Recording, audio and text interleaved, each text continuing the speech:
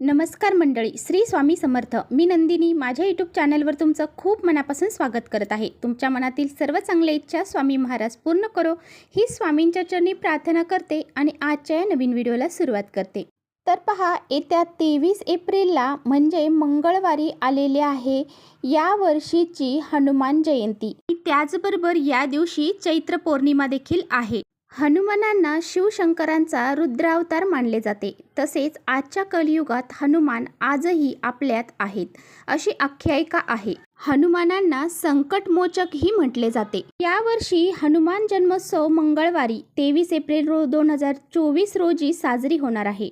हनुमान जयंती जेव्हा मंगळवारी किंवा गुरुवारी येते तेव्हा या जयंतीचे महत्त्व अधिक वाढते. या दोन्ही दिवशी बजरंगबली यांची अधिक कृपा असते असे म्हटले जाते. हनुमान जन्मोत्सवासाठी बजरंगबलीला आकर्षक शृंगार, सुंदरकांड पाठ, भजन, व्रत, दान, पाठ, कीर्तन केली जातात. हनुमान जन्मोत्सव उत्तर भारतामध्ये व दक्षिण भारतामध्ये 2 तिथीप्रमाणे साजरा करतात. चैत्र पौर्णिमेच्या तिथीची सुरुवात 23 एप्रिल 2024च्या सकाळी 3:25 सुरू होणार आहे. तसेच समाप्ती जी आहे तर ती 24 एप्रिल 2024 रोजी सकाळी 5:18 होणार आहे.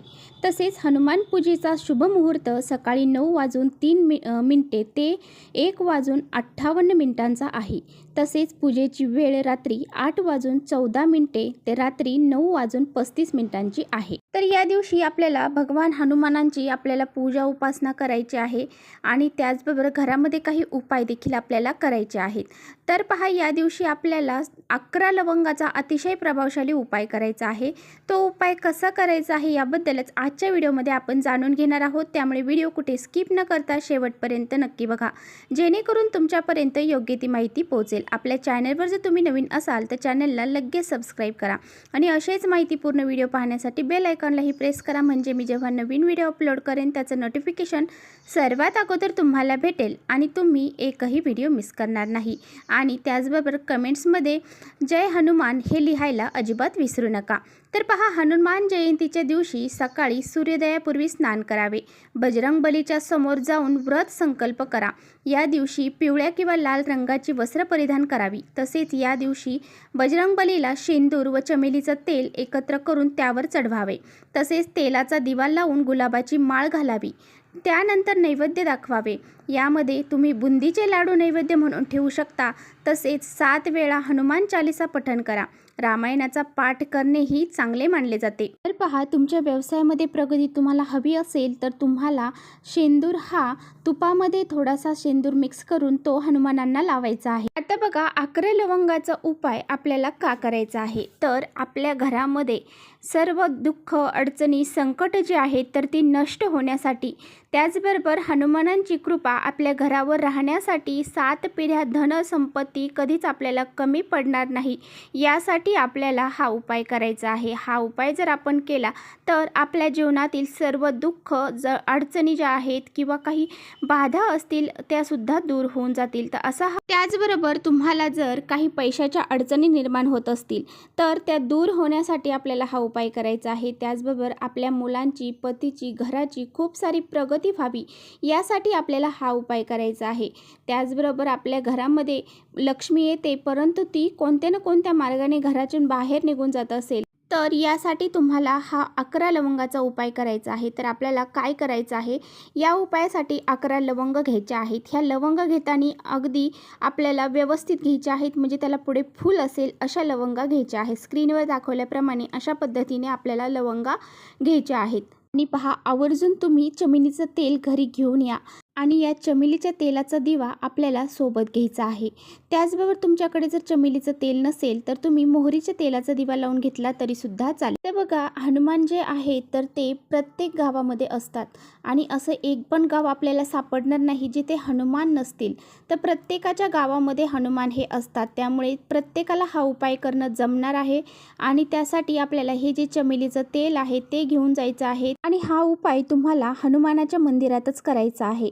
त्याचबरोबर बघा, जर स्त्रियांना हनुमान मंदिराच्या आतमध्ये प्रवेश करून देत नसतील तर तुम्ही त्यांच्या उंबरठ्यावर जरी हा उपाय केला तरी सुद्धा चालेल किंवा कोणत्या जेंट्स जवळ तुम्ही हा उपाय करण्यासाठी देऊ शकता. म्हणजे तुमचे पती असतील किंवा मुलगा असेल त्यांच्याजवळ सुद्धा तुम्ही हा उपाय करण्यासाठी देऊ शकता. तर मंदिरामध्ये गेल्यानंतर सर्वात अगोदर आपल्याला जो दिवा आपण चमेलीचं तेल घेऊन गेलेलो आहोत त्याचा दिवा आपल्याला अगोदर लावायचा आहे. तिथे अगोदर दिवा चालू असेल तर त्या दिव्यामध्ये तुम्ही तेल घालू शकता, नसेल तर तुम्ही दिवा घरून घेऊन जायचा आहे आणि तिथे तो दिवा आपल्याला प्रज्वलित करायचा आहे.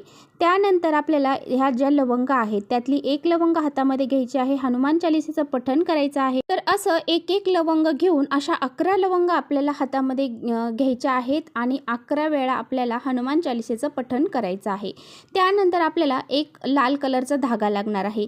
पहा, जी मौली असते ती सुद्धा घेतली तरी सुद्धा चालेल, कारण जी कलावा असतो आपण हातामध्ये बांधतो ती जरी घेतलं तरी सुद्धा चालेल. तर तो घ्यायचा आहे आणि त्या धाग्यामध्ये आपल्याला ह्या लवंग ज्या आहेत तर ह्या लवंगा तुम्हाला गाठ मारून बांधायच्या आहेत आणि बांधल्यानंतर याची एक माळ अशी तयार होईल.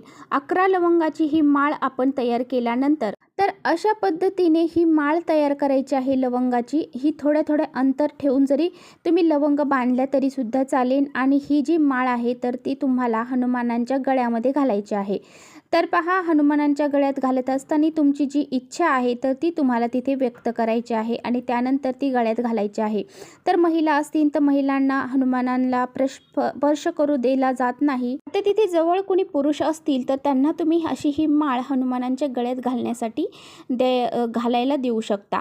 नाहीतर मग तुमच्या घरातले पुरुष कुणी असेल त्यांना तुम्ही ह्या उपाय करण्यासाठी सांगू शकता. आपलं नाव आणि गोत्र सांगून तुमची जी इच्छा आहे तर ती तुम्हाला हनुमानांना सांगायची आहे. तुम्हाला जर काही पैशांच्या अडचणी असतील, काही नोकरीबाबत समस्या असतील किंवा मग तुमच्या आर्थिक समस्या ह्या खूप जाणवत असतील किंवा मग तुमची अजून दुसरी काही अडचण असेल ती सुद्धा तुम्ही तिथे व्यक्त करू शकता. घराला काही नजरदोष लागला असेल किंवा मुलांना, आपल्याला स्वतःला, अशा सर्व गोष्टी तुम्ही तिथे व्यक्त करू शकता. ज्या तुम्हाला अडचणी आहेत त्या सर्व तुम्ही हनुमानांना सांगू शकता. अशा पद्धतीने तुम्हाला हा उपाय करायचा आहे. तर पहा, हनुमान जयंतीच्या दिवशी तुम्हाला जेवढे जमतील तेवढे उपाय तुम्हाला करायचे आहेत, कारण ज्या उपायाने तुम्हाला फरक पडेल सांगता येत नाही. कोणताही उपायाने तुम्हाला फरक पडू शकतो. त्यामुळे तुम्हाला ह्या दिवशी जेवढे उपाय करणं शक्य होईल तेवढे तुम्ही करायचे आहेत. या दिवशी पौर्णिमा देखील आहे आणि हनुमान जयंती आहे, त्यामुळे हा दिवस अतिशय पवित्र आणि अतिशय महत्त्वाचा मानला जातो. तर चला, इथेच थांबवते माझा व्हिडिओ तुम्हाला थोडा जरी आवडला असेल तर नक्की लाईक करा. चॅनलवर नवीन असाल तर चॅनलला सबस्क्राईब करा. परत भेटूया अशा छानशा व्हिडिओसोबत. तोपर्यंत जय हनुमान.